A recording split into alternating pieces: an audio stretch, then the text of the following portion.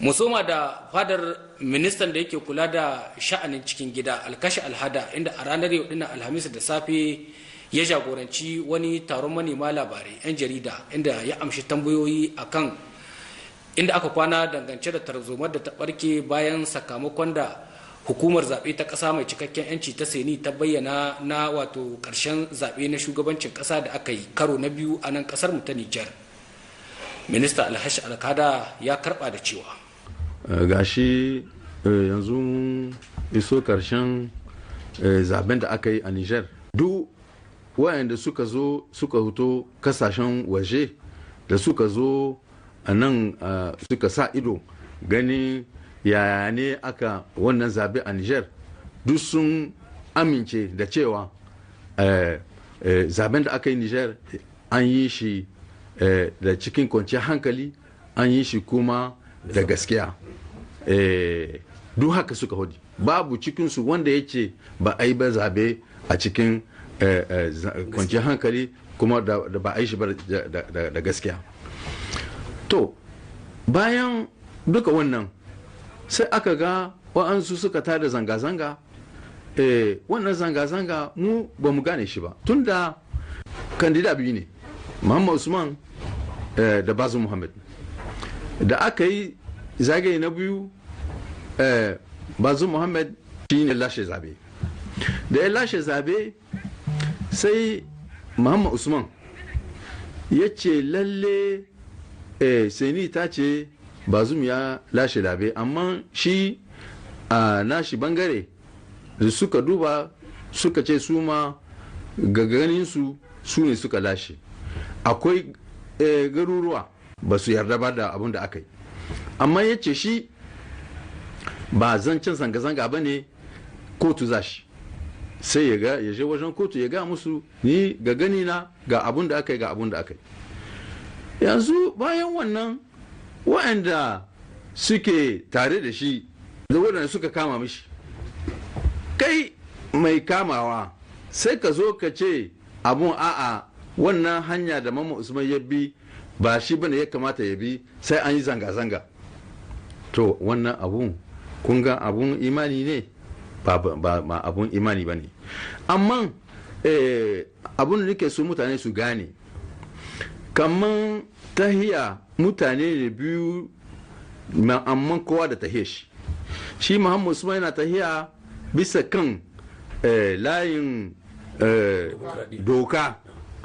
amma wannan da suke tare da shi su bisa kan hanyar hada da shaye-shaye suke. Abun da suke so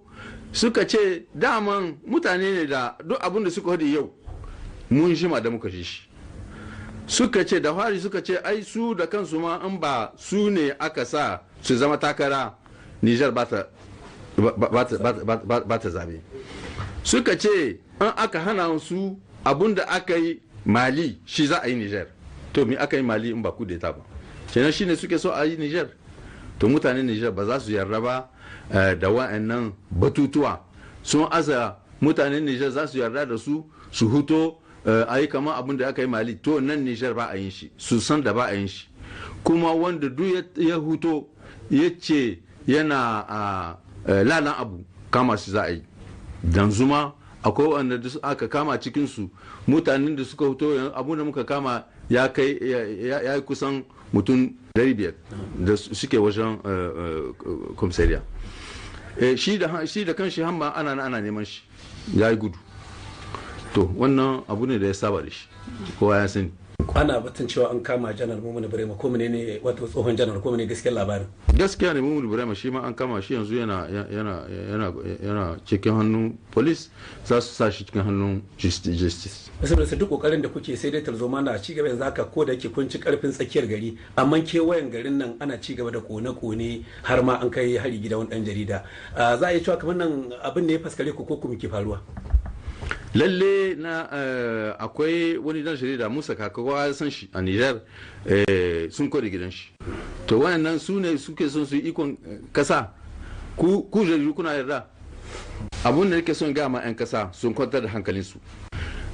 kas su ji tsoron komi. Insha Allah wannan zanga-zanga kariya za ta yi, muna sa abun da zai sa ta kare. Dangance da wannan matsala ta tarzoma kuma abokan aikinmu da ke yankin jihar Agadez sun yi kokarin jin ta bakin mai martaba Alhaji Umaru Ibrahim Umaru sarkin Abzin, wanda ya kira da kokarin murya zuwa ga 'yan kasar Nijar baki daya da kowanne ya yi kokari ya sulhunta wannan al'amari a kawo ƙarshen wannan tashina kuma a zamana lafiya, saboda mu 'yan Nijar gabaki ɗaya mu gabar da yamma kudu da arewa 'ya'yan ƙasa guda ne kuma 'yan uwan juna ne gabaki ɗaya, kamar yadda ya bayyana a cikin wannan bayani nasa. Muna kai ma Allah godiya da ya ba mu iko muka yi zaɓe cikin kwanciyar hankali da nutsuwa. Muna kira ga al'umma bayan seni ta yi nata aiki ta ba da sakamako na kidan da ta yi, muna kira ga al'umma da su riƙe zuciyarsu cikin hannu biyu domin su yi jiran sakamako wanda kwamitin sanar da ita kadai take ba da sakamako na zaɓe. Kuma muna kira ga in ta ba da shi cewa da kowa bai wuce doka ba, kenan muna kira ga al'umma na su rugumi kaddara na abin da Allah ya yi, don Allah shi ke badawa shi ke hanawa. Domin haka babban kira gare mu na al'umma na su nutsu bisa ga abin da Allah ya yi, mu al'umman shi sai mu kama hannu biyu ya rungumi abin da ubangijin mai yi. Muna godiya ga aktor na politik wanda duk suka yi takara da kokarin da suka yi na zaben da aka yi cikin kwanciyar hankali da nutsuwa na ƙasar mu ta Nijar. Ubangiji Allah ya kawo mu Nijar kwanciyar hankali da dawwammamin lahiya cikin ƙasarta. Har wa yau akan wannan zance na kokarin kwantar da hankalin jama'a a duk faɗin ƙasar nan, mai martaba sarkin Tawa Muhammadu Musa ya tofa albarkacin bakinsa inda ya kira na musamman zuwa ga 'yan ƙasar Nijar baki ɗaya da su kwantar da hankalinsu kuma su sa muhimmanci ga maganar kwanciyar hankali da zaman lafiya a saka ta a gaba domin ci gaban ƙasar nan. Ga dai abin da yake cewa. Idan siyasa ta tashi, mu abin da an na farko gare mu roƙon Allah ya sa a yi lafiya a ƙare lafiya. Wannan shi mun ka tambaye Allah kuma Allah ya yi mana, kenan ba abin da ya kamata mu sai mu gode ma Allah. Tun nan mun yi addu'a cewa Allah ya sa a yi lafiya a ƙare lafiya. Tunda tun farko zaɓen Allah mun ka ce Allah ya zaɓa mana, to Allah ya zaɓa mana, ba abin da ya sarwa gare mu sai mu yi ƙauya. To wannan mutane irin waɗanda ka neman su ta da hankalin al'umma, babu abin da za mu ce sai dai mu ce Allah ya shirye shi kuma ya yi tunani duniyan nan gaba ɗayanta hannun Allah take. Muna fata waɗanda hankalinsu ya tashi cikin irin waɗannan abubuwa, muna fata Allah maido hankalinsu su zamna lafiya da 'yan uwansu, kuma su san ƙasar nan ta mu dukata, wanda ya ce zai kawo fitina cikinta wallahi Allah ya san da shi. To don haka 'yan uwanmu musulmi waɗanda suke cikin ƙasar Nijar, gabas suke, kudu suke, arewa suke, yamma suke, muna fata Allah ya ba su kaifin hankali na tunanin cewa tadabburin komi yana hannun Allah. Muna kira da babban murya ga masu su ta da hankalinsu, ya kamata su yi tunani, su kwantar da hankalinsu akan wannan al'amari. Mu mai da gabas mu roƙi Allah ya koro muna zaman lafiya da kwanci hankali. Allah ya bazo muna ni'ima da wadata cikin ƙasar nan tamu. Daga Tawa sai mu isa a jihar Maradi, inda a can ma abokan aikinmu Sanda na Tahi da kuma Nasiru na Kakale suka yi kokarin haɗa mana rahoto akan ra'ayin mai martaba Abdu Bala Marafa Sultan na Gobir da kuma babban limami na garin Maradi cewa da liman Almu da kuma waɗansu daga cikin 'yan ƙasa da suka tofa albarkacin bakin su akan muhimmancin kwanciyar hankali da zaman lafiya da kuma kawo ƙarshen wannan tarzoma da jama'a wasu suke son su yi a nan ƙasar. Ga dai ƙarin bayani a cikin wannan rahoto na Sanda na Tahi daga Maradi. Kiran zamu su 'yan siyasa ɗin nan mun ce musu wato wanda za shi gado Alhaji Muhammad Isu, wanda zai shi han kujerar tashi shugabancin Nijar, ubangiji Allah ya shi tun kahin ubangiji Allah ya annabi Adam, Allah ya ƙara komi cikin duniya duk abin da za a yi da ubangiji Allah ya yi programme ɗin shi. mu musulmi to me zai hana mu zo mai imani da haka nan da aka duba can takarar na su nawa ne wajen su 30 ne har suka koma su biyu an yi premier tour yanzu dai zan turga shi Allah ya kadarto jin daɗi na daga duk musulmi cikin su babu wanda za ka buɗe ma ƙur'ani ba zai karanta ba kowane ya san mulki wa ka bada shi Allah ka bada mulki shi ne yake kira ga 'ya'yan ne duk inda suke don Allah don annabi don addinin da muke yi don ubangijin Allah da muke yi da annabi Muhammad sallallahu alaihi wasallam babu wanda zai ba kanshi iko wanda ba Allah ba shi ba ai hakuri da iko Allah uwan mu ɗaya uban mu ɗaya wannan abu Allah kawo shi to mu rungumi abin da Allah mu amince a'udhu billahi minash shaitanir rajim bismillahir rahmanir rahim Allah shi ke mulki ga wanda yake so ya ba wanda yake so ina kira ga ƴan uwanmu dan Allah dan annabi mu rungumi abin da Allah ya ce mana wanda Allah ya ba mulki Allah ya ba shi mulkin ne ya yi adalci bisa ga mulkin nan nashi ya ji tausayin talakawa ya ji tausayin masu arziki mulki ne Allah ya ba shi kuma Allah zai tambaye mulkin da ya ba shi shi ya adalci ya huta Allah ka amshi addu'ar mu ka ba mu zaman lafiya a cikin kowa na shi ne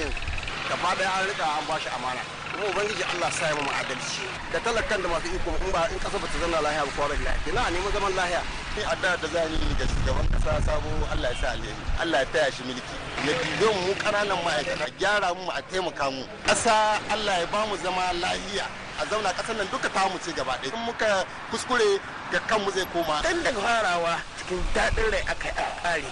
wanda kuma Allah ya ba ubangiji Allah ya ba mu hankalin rukun shi mun zama uwa ɗaya uba ɗaya saboda inda kwanciyar hankali alheri ta ko ina shigowa yake cikin ƙasa rabo in ya rance sai me shi ma dai ya rika talakawan shi ba wane mun yi zaɓe lahiya mun ƙare lahiya nan ƙasar mu ƙasar lahiya ce musulmi muke duka shi ko an san da an aka ce musulmi to ya kaddara komi na shiga Allah kiran da ke gare mu nan ne sai mu ce wannan musulunci mu ƙara ƙarfafa shi mu sa shi kullun gaba gare mu in muka yi hakan ga to in Allah ya rasa mu ƙare a lahiya sai mu dawo a nan babban birnin Yamai domin sanar da ku cewa kungiyar nan ta matasa mai suna RGRN ta gudanar da wani taron ta domin nazari akan wani al'amari na tarzomar da waɗansu matasa suka so yi a nan babban birnin Yamai da ma wasu daga cikin jihohin ƙasar nan a sakamakon zaben da aka gudanar zagaye na biyu na shugabancin ƙasa. Ga dai abinda sanarwar tasu ta kumsa kamar haka. Muna kira da babban murya da gwamnati ta ɗauki matakin da ƙoƙara domin ganin cewar an nemo mutane waɗanda sun kai wanga aiki na ta'adi cikin garuruwan ƙasar Nijar a yi musu hukunci yadda doka ta basuwa. Muna kira da gwamnati ta ƙara zamanawa da mutane waɗanda ya kamata a zamana da su domin a samu maslaha cikin wakatahiya. Muna unhuwani da waga dama mu jiji nama hukumar zaɓe ga irin yadda ta yi ƙoƙarin tsara zaɓuɓɓuka gabaki ɗai hannun ka kai ga wanga na zagaye na shugaban ƙasa zagaye na biyu. Muna ƙara isar da godiyanmu matuƙa ga 'yan ƙasar Nijar da sun ka nuna halin da tako lokacin yin wanga zaɓe domin sun hito sun yi zaɓe kamar yadda mun kai kira sun yi shi salun alum. Muna wata bayan kotun tsarin mulki ta hiddo sakamako na dindindin tagayi ɗan takara wanda ya ci to 'yan ƙasar Nijar gabaki ɗai su yi tsinciya madarminki ɗaya su goya mai baya domin mu gina ƙasanmu. Babu wanda zai gina wata ƙasa sai mu. Kena muna kira da babban murya ga duk jama'a waɗanda sun kaɗanci kansu cikin wannan aiki to su dena. Muna ƙara goyon bayan sozawan Nijar 100% waɗanda kowane lokaci suna fama ganin cewa sun tare ƙasanmu. Suna fama ganin cewa sun narke ɗan ta'adda duk da inda ya hito wanda ka son shirin tashi tadda mana hankali cikin ƙasar ga. Muna isar da sahihi godiya mu gare su kuma muna isar da ta'aziyyar mu zuwa ga iyalansu waɗanda sun ka samu wanda Allah ya matikawa can bisa hagen daga. Bugu da ƙari daga cikin waɗanda aka tuntuɓa a yankin jihar ta Agadez akwai wakilai na ƙungiyoyin fararen hula a wannan karo wakilin kungiyar horar hula ta kadar yankin jihar Agadez shine ya yi amfani da wannan dama domin yin wannan kira zuwa ga al'ummar Nijar. al'amarorin da suka faru wanda suka zamanto na farko ne a nan Nijar wanda muka gani abun bai yi kyau ba, ya yi muni kwarai. Kamar Nijar ƙasa ce wadda ake zaɓe kamar kullum cikin kwanciyar hankali da lumana. Wanga abu bai taba samu ba sai wanga gami. Mutane sun yi kare-kare, wasu mutane da ba a san menene nihin su ba, tunda ba su tsaya da bor ba, sai ni ita ce take bada sakamako, ba masu shaguna ko masu dukiya ba. Kenan ya kamata yadda kamar duka jihohi suka tsaya suka yi jira sai ni ta bada sakamako, ya kamata su ma an ga mutane su yi hakuri su jira, tunda cikin demokrasiya muke. In zaɓe bai yi ba akwai inda ke kai ƙara, shi ne cour constitutionnel, ita ce take amincewa ko ta yi watsi da abin ga kukan da aka kawo. Kenan ya kamata mutane su komo ga hankalinsu a zamna kamar yadda aka saba kullum a jirise ni in ta yi da ta aika cour constitutionnel ta ba da sakamako. Muna kira ga mutane dai da Allah da annabi kowa ya sa ruwa cikin zuciyar shi. Hukumar koli ta sadarwa ta CSC ta gudanar da babban taronta na wata-wata a ranar yau dinnan. Taro na wannan wata na Fabrairu da muke ciki a ƙarƙashin jagorancin shugaban ita wannan hukumar Kabiru Sani. Taron ya mai da hankali wajen tattauna ababen da suka shafi sakamakon wannan zaɓe da aka gudanar a Nijar, da kuma bitar ayyukan da aka yi a watan da ya wuce, da kuma hasashen ayyukan da ita wannan hukumar za ta yi domin kawo gyara a cikin tafiyarta a watanni masu zuwa. Ga dai karin bayanin da jihar Mamman, ɗaya daga cikin mambobin ita wannan hukuma ta sadarwa ta CSA, ya yi mana. Na farko kamar wanda ku sani mun hito daga zaɓe, zaɓuɓɓuka akan iya cewa